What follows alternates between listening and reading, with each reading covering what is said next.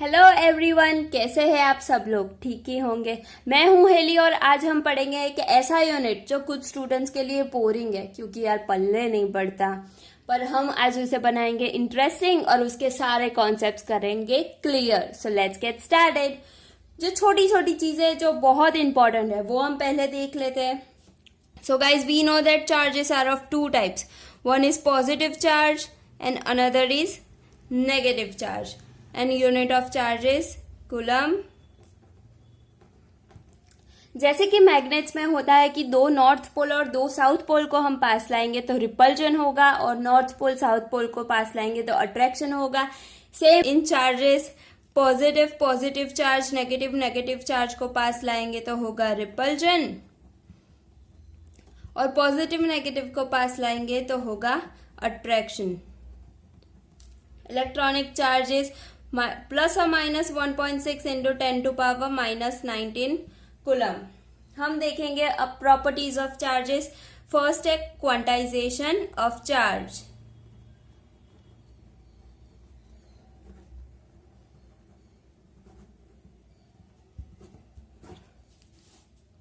We will take two bodies, name one A and another is B. Both the bodies are neutral. Neutral मतलब जो charges का proportion होगा वो दोनों में इक्वल होगा।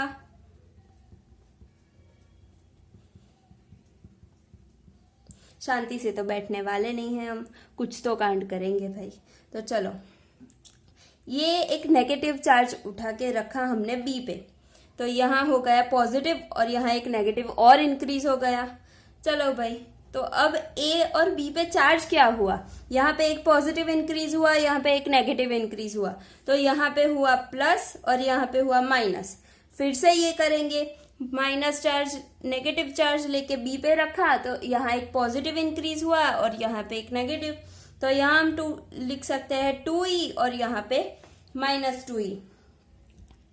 अगर वो जो हमने एक इलेक्ट्रॉन उठा के रखा बी पे, अगर वो कहेगा कि नहीं भाई मुझे तो ए से प्यार हो गया, मैं बी में नहीं आऊंगा, तो भाई हम क्या करेंगे? अगर वो बोलता है कि चलो भाई ठीक है, मैं आधा बी पे रहूंगा और आधा ए पे, तो ऐसा तो भाई हो नहीं सकता। इलेक्ट्रॉनिक चार्ज है 1.6 इंटू 10 टू पावर माइनस 19, और उसमें से भी आधा करेंगे तो वो कहाँ जाएगा बेचारा? अरे भाई ऐसा सोचना भी मत, हम आधा कर भी नहीं सकते। ठीक है, so charge always exists in form of q equals to plus or minus ne, and always remember that the charge on the body cannot exist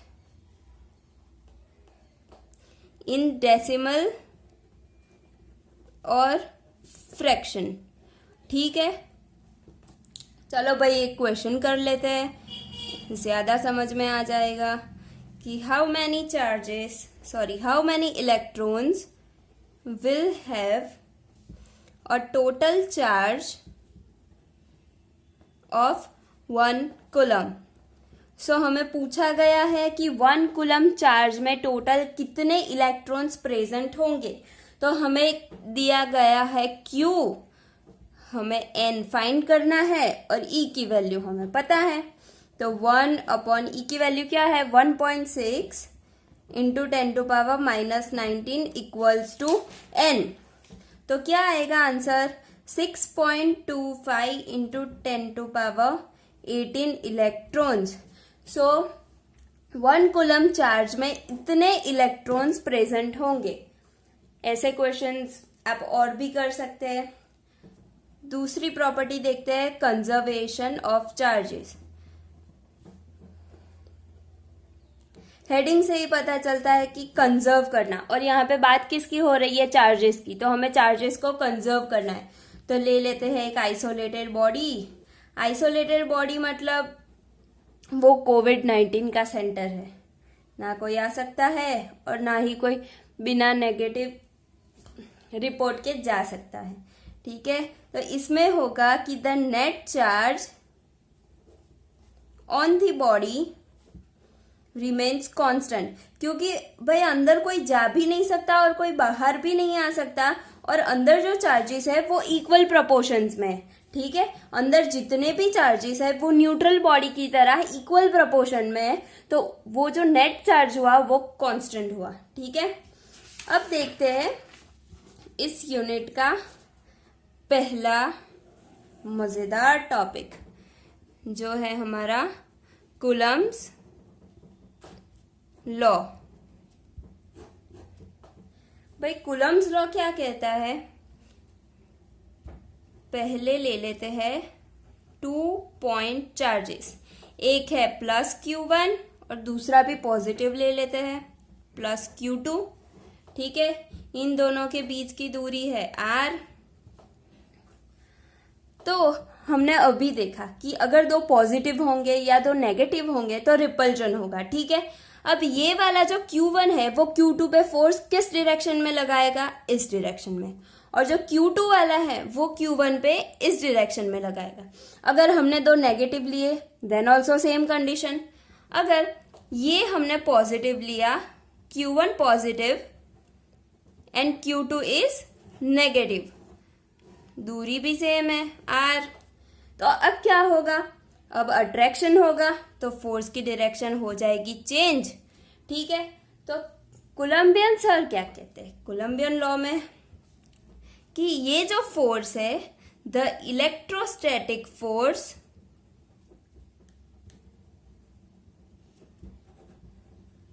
between two charges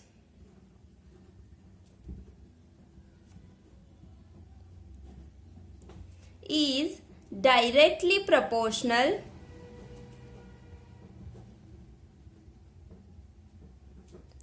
to product of their charges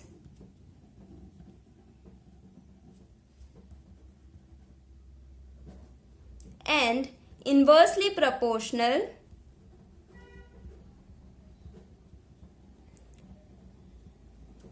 to the square of distance between them. ठीक है, ये कहते हैं कि F is directly proportional to Q1 and Q2, मतलब product of हमें जो charges दिए गए हैं उनका प्रोडक्ट, और ये होंगे मोड में, पॉजिटिव होंगे नेगेटिव होंगे, मोड में है कोई चिंता नहीं भाई, चलो। और जो डिस्टेंस है वो होगा इनवर्सली प्रोपोर्शनल। तो अगर हमारे चार्जेस बड़े होंगे तो हमारा फोर्स बड़ा मिला हमें, लेकिन वो चार्जेस तो बड़े हैं पर उनके बीच का डिस्टेंस भी बड़ा है, तो फोर्स हमारा वापस से कम हो गया। पता चला ये डायरेक्टली प्रोपोर्शनल है और ये इनवर्सली प्रोपोर्शनल है। तो ये दोनों इक्वेशंस को कंबाइन करते हैं तो हमें मिलता है F is directly proportional to Q1 Q2 upon r²। अब प्रोपोर्शनैलिटी साइन हटाएंगे तो हमें मिलेगा F equals to K Q1 Q2 upon r²। ये K है इलेक्ट्रोस्टैटिक फोर्स कांस्टेंट। K को लिख सकते हैं 1/4πε0। अब ये ε0 क्या है, ε0 इज एब्सोल्यूट परमिटिविटी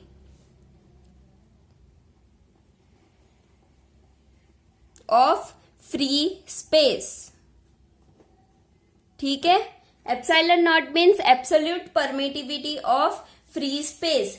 इसकी वैल्यू होती है 8.85 इंटू 10⁻⁻12। यूनिट हम बाद में देखेंगे। तो हमें ε0 की वैल्यू मिल गई, तो हमें पाई की वैल्यू पता है 22/7, तो हम k की वैल्यू फाइंड कर सकते हैं। तो k की वैल्यू आएगी 9 इंटू 10⁻9। यूनिट भी इसका हम बाद में देखेंगे। बाद में क्यों यार, अभी देख लेते हैं। चलो, यूनिट ऑफ k, ये k क्या है, इलेक्ट्रोस्टैटिक फोर्स कांस्टेंट। ठीक है, F equals to K Q1 Q2 upon r²। So K equals to FR² upon Q1 Q2। So F का क्या होगा, F का होगा न्यूटन, रेडियस है तो मीटर स्क्वायर, और चार्ज का क्या हमने आगे देखा, कूलम, सो आएगा कूलम स्क्वायर। सो हम इसे लिख सकते हैं Newton metre square per coulomb square. ठीक है, अब हमें पता है, अब अगर इस F में आप K की वैल्यू पुट करो 1/4 pi epsilon naught Q1 Q2 by R square. ठीक है, तो यहां से हमें पता चलता है कि F is inversely proportional to epsilon naught. ठीक है, अब एप्सिलॉन नॉट मीन्स क्या है, एब्सोल्यूट परमिटिविटी, मतलब वो जिस भी मीडियम में हमने रखा ये जो है वो फ्री स्पेस है, पर अगर हमने एयर की जगह दो चार्जेस कोई और मीडियम में रखे, वाटर में रखे या फिर कोई भी मीडियम हमने ले लिया, तो उस मीडियम में वो कितना फोर्स परमिट करेगा। ठीक है, तो अगर हमारा जो मीडियम है वो डेंसर हुआ कि उसने परमिट कम किया, तो ये इनवर्सली प्रोपोर्शनल है, तो जितनी परमिटिविटी ज्यादा होगी उतना हमारा फोर्स कम होगा। याद रखना गाइस, जितनी परमिटिविटी ज्यादा उतना फोर्स कम, और जितनी परमिटिविटी कम उतना फोर्स ज्यादा। ठीक है, अब हम देखते हैं एप्सिलॉन नॉट का यूनिट, एब्सोल्यूट परमिटिविटी का यूनिट ऑफ एप्सिलॉन नॉट। ठीक है, अब हमें पता है कि K equals to 1/4 pi epsilon naught, तो K क्या हुआ, इनवर्सली प्रोपोर्शनल हुआ, तो हम लिख सकते हैं कि epsilon not equals to 1/K। So K का यूनिट तो हमें मिल गया है, एप्सिलॉन नॉट इक्वल्स टू 1/न्यूटन metre square per coulomb square है, तो कूलम स्क्वायर हम ऊपर लिख सकते हैं, तो हम इसे ऐसे लिख सकते हैं coulomb square newton inverse metre square, तो इसका भी हमें मिल गया यूनिट। सो यहां लिख देंगे। ठीक है भाई, चलो दोनों का यूनिट मिल गया। ये सारी वैल्यूज आपको याद रखनी है, K की वैल्यू, एप्सिलॉन नॉट की वैल्यू। ठीक है, ये वैल्यूज आपको किसी भी एग्जाम में दिए नहीं जाएंगे। हाँ, अगर मीडियम डिफरेंट हुआ तो आपको एप्सिलॉन M जो भी मीडियम है उसकी वैल्यू आपको दी जाएगी। ठीक है, ये वैल्यू आपको हर एग्जाम, हर एक क्वेश्चन में काम आएगी। ठीक है, अब देखते हैं कि अगर एयर में हमने रखा तो F0 मतलब कोलम्बियन फोर्स और इलेक्ट्रोस्टैटिक फोर्स हमारा क्या होगा, Q1 Q2/4 pi epsilon naught R square. और अगर हमने यही चीज कोई मीडियम में रखी तो क्या होगा, Fm equals to Q1 Q2/4 pi epsilon m R square. ठीक है, अब इन दोनों का रेशियो लेते हैं, तो F0/Fm, तो एप्सिलॉन नॉट इनवर्स आएगा, तो एप्सिलॉन m/एप्सिलॉन नॉट इक्वल्स टू K। ये भी K है, पर ये जो K है वो है डाई इलेक्ट्रिक कांस्टेंट, या फिर आप इसे लिख सकते हैं एप्सिलॉन R। एप्सिलॉन R जो है उसे बोलते हैं relative electrical permittivity of medium, इसे कहते हैं डाई इलेक्ट्रिक कांस्टेंट। और ये जो है इसे बोलते हैं relative electrical permittivity of medium. ठीक है, यहां पे फ्री स्पेस मत लिख देना, ऑफ मीडियम। अब अगर हमारा फोर्स है पॉजिटिव तो होगा रिपल्जन। हमें पता है कि अगर रिपल्जन होगा तो दोनों जो चार्जेस है, हमने पहले देखा कि ये जो दोनों चार्जेस है उनका नेचर सेम होगा, Q1 and Q2 having same nature. ठीक है, और अगर हमारा फोर्स है नेगेटिव तो होगा अट्रैक्शन, और Q1 Q2 having opposite nature. Got it? इसका भी हम एक क्वेश्चन कर लेते हैं। The distance between the electron and proton in hydrogen atom is 5.3 into 10 to power minus 11 meter. Calculate the electrostatic force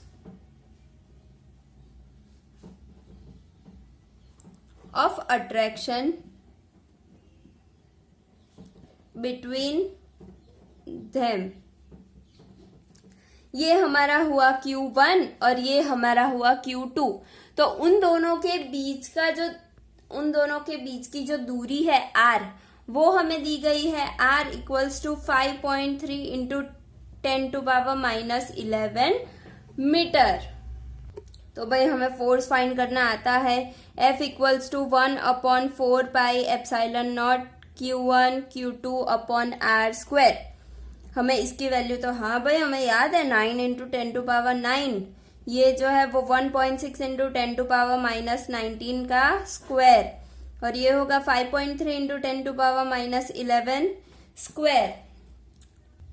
तो हमारा आंसर आएगा 0.8202 into 10 to power minus 7 newton. इसे हम लिख सकते हैं 8.2 into 10 to power minus 8 newton. तो ये आ गया हमारा आंसर। Got it guys. अब हम देखेंगे इलेक्ट्रोस्टैटिक फोर्स की कुछ बातें। ठीक है, सो इलेक्ट्रोस्टैटिक फोर्स की चुगलियां करेंगे हम। आजकल तो सब वही करते हैं ना लॉकडाउन में। First, it is an interactive force. Interactive में एक आएगा रिपल्सिव, एक आएगा अट्रैक्टिव। ठीक है, फिर आएगा कि the value of Coulombian force, और आप बोल सकते हैं electrostatic force, depends on the medium in which charges are kept। हमने आगे ही बात की कि जो मीडियम में हम रखते हैं और जो मीडियम जितना परमिट करता है उसके ऊपर हमारा फोर्स डिपेंड होगा, क्योंकि F is inversely proportional to epsilon naught. ठीक है भाई, यहाँ पे लिख देती हूँ कि आपको फिर से वो वाला जो समझाया था वो सब कुछ याद आ जाए। ठीक है, फिर लेते हैं कि it is stronger than gravitational force. अब बोलेंगे कि भाई ये पागल तो नहीं हो गई, ये क्या बोल रही है, ग्रेविटेशनल फोर्स से बड़ा कैसे हो गया ये। पर हाँ भाई, ये ग्रेविटेशनल फोर्स से बड़ा है, क्योंकि ग्रेविटेशनल फोर्स मास पे डिपेंड, मास नहीं मास, MASS, मास पे डिपेंड करता है। और हम यहाँ पे बात कर रहे हैं एटम्स की, और एटम्स का मास तो अभी आपने देखा कि कितना छोटा है, 1.6 इंटू 10 टू पावर माइनस 19। सो अगर वो 2 पॉइंट चार्जेस हमने लिए हैं और वो 2 पॉइंट चार्जेस के बीच का अगर ग्रेविटेशनल फोर्स फाइंड करे तो it will be equals to 0, close to 0 बोलो या इक्वल्स टू 0 बोलो। ठीक है, तो उस कंपैरिजन में हमारा इलेक्ट्रोस्टैटिक फोर्स जो है वो बड़ा होगा। ठीक है, दूसरा है कि it obeys inverse square law, that is magnitude is inversely proportional. याद आया, हमने जो पहली बार जो फॉर्मूला लिखी थी उसमें Q1 Q2 पे मोड लगाया था, याद करो। is inversely proportional to the square of the distance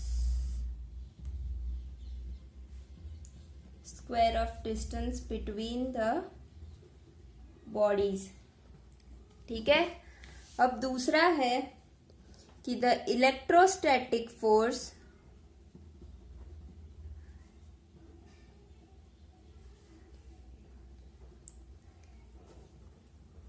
acting between two charges is independent of presence of any other charge. ठीक है. जैसे कि हमने दो पॉइंट चार्जेस लिए थे वैसे ही ले लेंगे Q1 Q2. इन दोनों के बीच का जो फोर्स है वो किसी तीसरे Q3 बोल दो, किसी भी तीसरी बॉडी से कोई फर्क नहीं पड़ेगा उसे. ये हम आगे अगले वीडियो में देखेंगे सुपरपोजिशन प्रिंसिपल में डिटेल में. पर मैं सिर्फ ये बता देती हूँ कि जो दो पॉइंट चार्जेस है उनके बीच का जो फोर्स है वो किसी तीसरे से उन पे कोई फर्क नहीं पड़ेगा. ठीक है. अब देख लेते हैं लिमिटेशंस. सो फर्स्ट है that it is applicable to point size mass. ठीक है. अभी मैंने आगे बताया यहाँ पे कि जो ग्रेविटेशनल फोर्स है वो मास पे डिपेंड करता है और जो इलेक्ट्रोस्टैटिक फोर्स है वो इससे स्ट्रॉन्गर है. क्यों? क्योंकि वो सिर्फ पॉइंट चार्जेस, हम उस एटम्स की बात कर रहे हैं, छोटे छोटे इतू से एटम्स की. इसीलिए यहाँ पे लिमिटेशन आ गई that it is applicable to only point size mass. ठीक है. अगर इलेक्ट्रोस्टैटिक फोर्स आपको अर्थ और मून के बीच में लगाना है तो कभी भी सोचना मत. ठीक है. It can not explain the vector form. So guys, ये आज का हमारा कूलम्ब्स लॉ कंप्लीट हुई. आगे इलेक्ट्रिक फील्ड और बाकी के जो टॉपिक्स है वो ऐसे ही हम चुटकियों में सीखेंगे. Thanks for watching.